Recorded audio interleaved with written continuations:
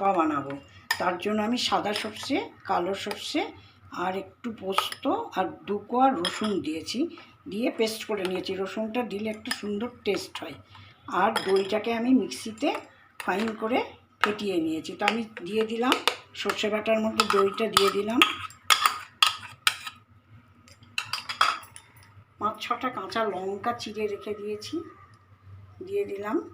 আর হলুদ দিচ্ছি, নুন দিচ্ছি, একটু কাশ্মীরি লঙ্কার গুঁড়ো দিলাম আর ঝাল লঙ্কার গুঁড়ো দিলাম।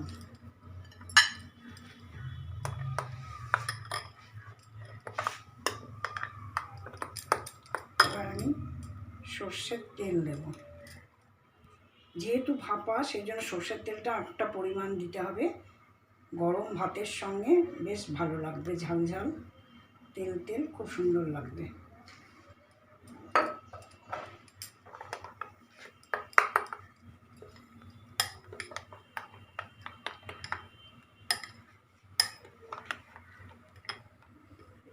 আমি আমার মতো করে বানাচ্ছি, তোমরা একবার এরকম করে বানিয়ে দেখে করে খেও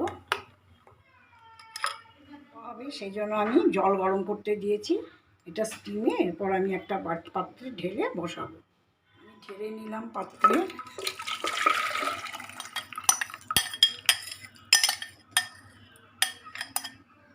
এবার আমি চিংড়িগুলো দিয়ে দেবো।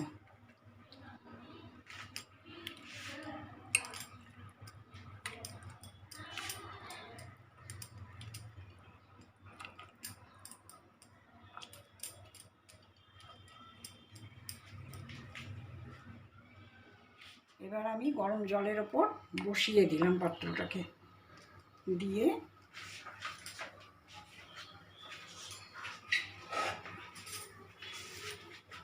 এবার ঢেকে দেব। এটা এখন প্রায় 25 মিনিট মতো হবে। হয়ে গিয়েছে, আমি ঢেলে ফেলবো।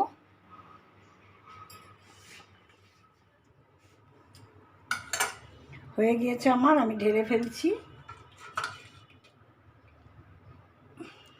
ভাপা চিংড়ি প্রায় আমার 25 মিনিট মতো লাগলো।